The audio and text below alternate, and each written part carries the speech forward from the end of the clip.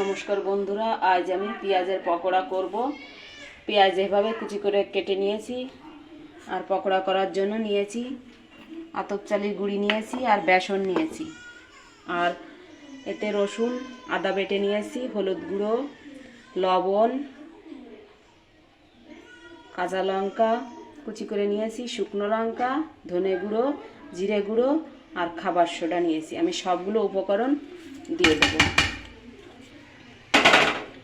এটা মিশিয়ে একটা বেটার তৈরি করে নেব। আমি সবগুলো উপকরণ ভালো করে মিশিয়ে নিয়েছি। এবার দিয়ে দেবো চালের গুঁড়ি, বেসন দিয়ে দেব। আমি জল দিয়ে অল্প অল্প জল দিয়ে একটা বেটার তৈরি করে নেব। ভালো করে চটকে আমি একটা বেটার তৈরি করে নিয়েছি। এবার পকোড়া করব। কড়াইটা বসিয়ে দিয়েছি, তেলটা গরম হয়ে গেছে। এবার পকোড়া করব।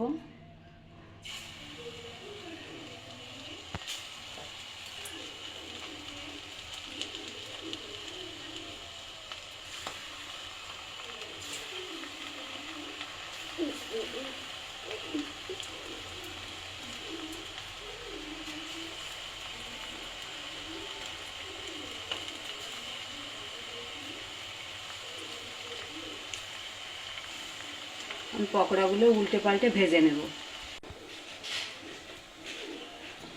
আমি পকোড়াগুলো উল্টে পাল্টে ভেজে নিয়েছি, হয়ে গেছে, তুলে নেব। পকোড়া ভাজার সময় বেশি জোরে জাল দেওয়া যাবে না, তাহলে পুড়ে যাবে, ভিতরে কাঁচা থেকে যাবে।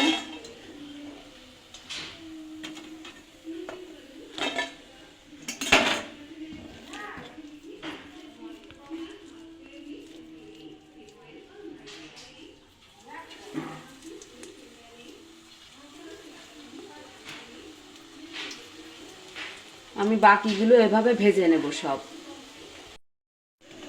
আমার পকোড়াগুলো ভাজা হয়ে গেছে, সব পকোড়া তুলে নেব।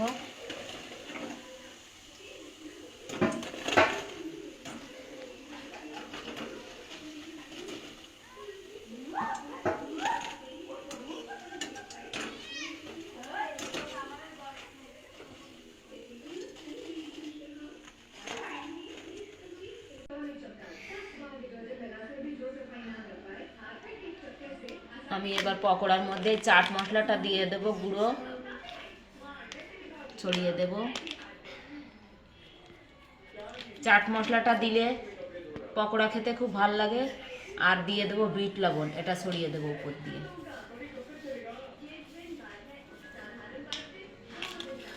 এভাবে খেয়ে দেখবেন, খুব ভালো লাগে পকোড়া।